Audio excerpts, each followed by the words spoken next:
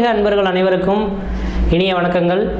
நம்ம இந்த வீடியோ மூலமாக 2024ஆம் ஆண்டிற்கான ஜூன் மாத ராசி பலன்களை பார்க்க இருக்கிறோம். குறிப்பாக இந்த வீடியோவானது பார்த்தீங்க அப்படின்னாக்கா கன்னி ராசிக்கான வீடியோ. இந்த கன்னி ராசி அன்பர்களுக்கு இந்த ஜூன் மாத கிரகநிலை அறையும் போது உங்களோட ராசிநாதன் சொல்லக்கூடிய கிரகமானது ராசிக்கு 9ஆம் இடத்துல சூரியன், புதன், குரு, சுக்கிரன் 4 கிரகத்தோடு சம்மந்தப்பட்டு 9ஆம் இடத்துல உட்காந்துருக்கார். ஓடி போனவருக்கு 9ஆம் இடத்துல இருக்கக்கூடிய குரு பகவான்ற பழமொழி உங்கள் ராசிக்காரர்களுக்கு மட்டும்தான் பொருந்தும் அப்படின்றது மட்டும் தெளிவாக சொல்ல விரும்புகிறேங்க. உண்மையாலுமே சொல்லணும்னா இந்த கன்னிராசி அன்பர்களோட வாழ்க்கை நிகழ்வுகளானது கடந்த 3 வருட காலமாக அந்தளவுக்கு வளர்ச்சிகள் இல்லைன்னு மட்டும் தெளிவாக சொல்ல விரும்புகிறேங்க. கடந்த 3 வருட காலமாகவே கன்னிராசி அன்பர்களுக்கு குடும்பத்தில் கஷ்டம், நஷ்டம், வம்பு, வழக்கு, சண்டை, சச்சரவு, கோர்ட்டு கேஸு, மன நிம்மதி குறையிறது, பொருளாதார நெருக்கடிகள் ஏற்படுறது, கடன்கள் அதிகரிக்கிறது, உற்றார் உறவினை பகைமை பாராட்டுறதுன்னு பல்வேறுபட்ட கஷ்டங்கள் நீங்கள் சிக்கி தவிச்ச நபர்களில் ஒருத்தர் யாருன்னா இந்த கன்னிராசி அன்பர்கள். நம்ம என்ன உழைக்காமல் இருக்கோமா, உட்காந்துருக்கோமா, என்ன காரணம்னு தெரியலையே, எல்லா விதத்துலையும் கஷ்டப்பட்டுட்டு இருக்கோமே அப்படின்னு எண்ணக்கூடிய உங்களுக்கு பார்த்தீங்கன்னாக்கா இந்த ஆண்டின் தொடக்கத்தில் இந்த மே மாதம் 1ஆம் தேதி என்று குரு பயிற்சி நடந்தது. சித்திரை மாதமும் வருட பஞ்சாங்கமும் பிறந்திருக்கு. அப்போ வருட பஞ்சாங்கம் பிறந்ததின் அடிப்படையிலையும் இந்த குரு பயிற்சி நடந்ததின் அடிப்படையிலையும் பார்க்கும்போது எல்லா ராசிக்காரர்களை காட்டிலும் இந்த கன்னிராசிக்காரர்களுக்கு மிகப்பெரிய ஒரு யோகமான காலகட்டங்கள் காத்துட்ருக்கிறத கண்குளர பார்க்க முடியுதுங்க. அதனால் இந்த கன்னிராசி அன்பர்களுக்கு இந்த ஜூன் மாதம் மட்டும் கிடையாதுங்க, மே மாதம் 1ஆம் தேதியிலிருந்து 2025 மே மாத காலகட்டம் வரலுமே நீங்கள் செய்யக்கூடிய காரியங்களுக்கு வெற்றிக்கான ஒரு வாய்ப்புகள் தேடி வந்துருச்சுன்றீங்க. இதுக்கு முன்பாக எனக்குன்ற ஒரு நிரந்தரமான வேலை வாய்ப்பு கிடைக்காதா சார், தொழில் அமையாதா, கடன்கள் அதிகமாக இருந்துகிட்ருக்கு, குடும்பத்தில் பிரச்சனைகள் இருக்குது, திருமணம் ஆகாமல் இருந்துகிட்ருக்கோம், குழந்தை பேர் பெற்றெடுக்காமல் இருந்துகிட்ருக்கோம், எல்லா விஷயத்தையும் தடைகள் ஏற்படுது, நாங்கள் உழைக்காமலாம் கிடையாது, உழைச்சிக்கிட்டு தான் இருக்கோம், ஆனால் ஒருபடி ஏறினா 4 படி சரிக்கிட்டு இருக்கு சார் அப்படின்னு சொல்லக்கூடிய நபர்களுக்கு உண்மையாலுமே தெளிவாக சொல்ல வரேங்க. இந்த வருட காலகட்டத்திலிருந்து இந்த மே மாதம் 1ஆம் தேதியிலிருந்து 2025 மே மாத காலகட்டம் வரலுமே உங்களுக்கு யோகம் நிறைந்த காலகட்டம் தொடர ஆரம்பிச்சிருச்சு. இந்த யோகங்கள் உண்மைதானா அப்படின்றத செக் பண்ணணும் அப்படின்னாக்கா உங்களோட சுய ஜாதகம் தான் சரியான பலன்கள் தரும். ஏன்னா கோச்சார ரீதியான பலன்கள் 35%, உங்கள் சுய ஜாதகம் தான் மீதமுள்ள 65% பலன்கள் தரும்.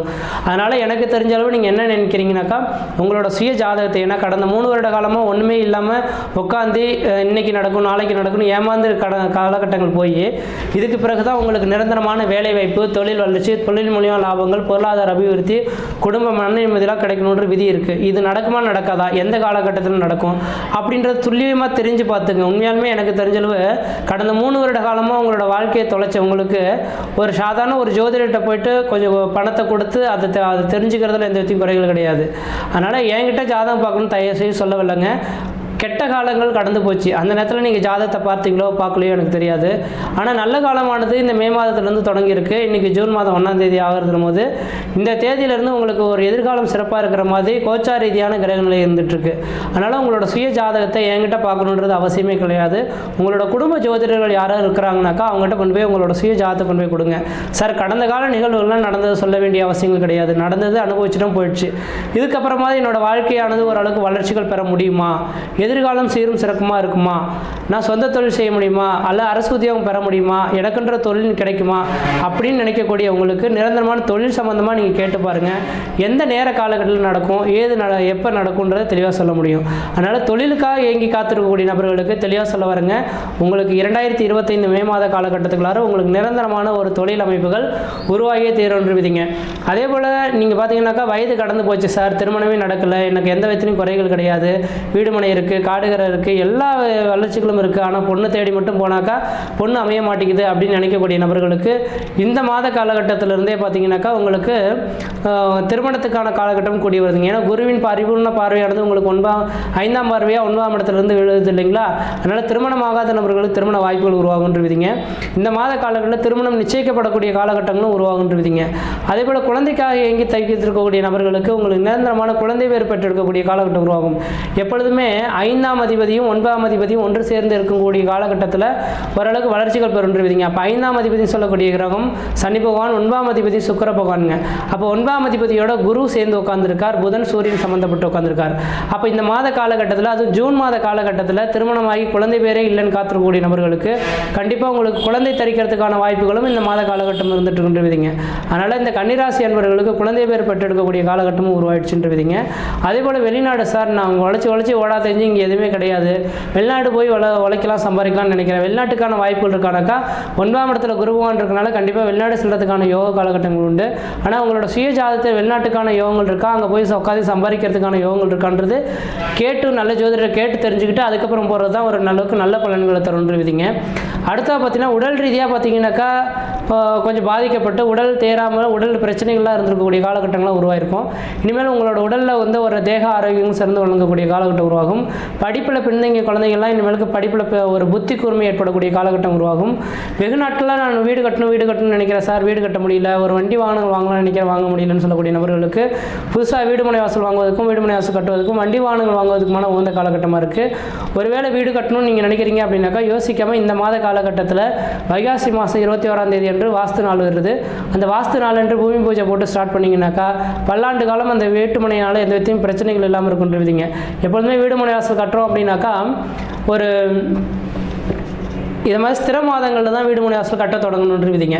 ஸ்திர மாதங்கள்ன்றது வைகாசி, ஆவணி, கார்த்திகை, மாசி இந்த 4 மாதம் தான் ஸ்திர மாதங்கள்.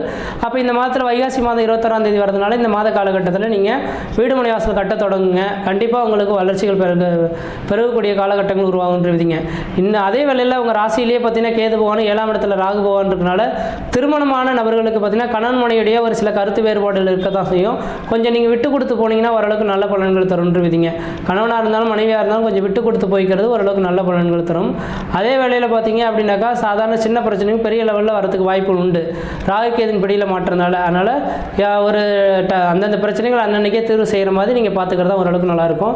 ஆனால் 6ஆம் இடத்துல சனி இருக்கிறது மிகப்பெரிய ராஜயோகம்னு சொல்லணும்னு விதிங்க. எப்போதுமே 3, 6, 11ஆம் இடங்களில் இந்த சனி பகவான் இருந்தாருன்னா தொழிலில் வளர்ச்சி பெறக்கூடிய காலகட்டம் உருவாகும்னு விதிங்க. இன்றைக்கி 6ஆம் இடத்துல சனி பகவான் இருக்கனால 2025 டிசம்பர் மாதம் வரலுமே 6ஆம் இடத்துல சனி இருக்கார். அப்போ சொந்த தொழில் செய்யணும்னு நினைக்கக்கூடிய நபர்கள் யாராக இருந்தாலும் இந்த நேரத்தில் சொந்த தொழில் செய்யறதுக்கான வாய்ப்புகள் உருவாகும். பொருளாதார அபிவிருத்திக்கு பெறக்கூடிய காலகட்டம் உருவாகுன்றீங்க. அப்போ எல்லா விதத்தையும் செக் பண்ணி பார்க்கும்போது இந்த ஜூன் மாத கிரகநிலையானது இந்த கன்னிராசி அன்பர்களுக்கு ஓரளவுக்கு வளர்ச்சி நிறைந்த காலகட்டமாக இருக்குது. எந்த அளவுக்கு முயற்சி எடுக்கிறீங்களோ அந்த அளவுக்கு வளர்ச்சிகள் பெறக்கூடிய காலகட்டமாக இருக்கும். முயற்சி எடுத்து பாருங்கள், கண்டிப்பாக வெற்றி பெறுவீங்க அப்படின்றீங்க. மற்ற இடத்துல இந்த தோஷங்கள் பாதிக்க முடியாது, சீரும் சிறப்புமாக இருப்பீங்க.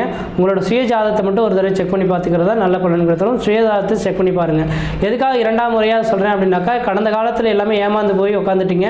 இதுக்கப்புறமா வாழ்க்கை எப்படி இருக்குது, நீங்கள் என்ன தொழில் செய்ய போகிறீங்க, என்ன உத்தியோகம் பார்க்க போகிறீங்க, சொந்த தொழில் தான் கிடைக்குமா, அந்நியத்தில் தான் வேலை செய்யுமா, வெளிநாடு போவீங்களா அல்லது ஒரு தனியார் நிறுவனத்துக்கு வேலை போவீங்களா தெரிஞ்சுக்கிட்டு அதுக்கப்புறம் முயற்சி எடுக்கிறது நல்லா இருக்குன்ற விதிங்க.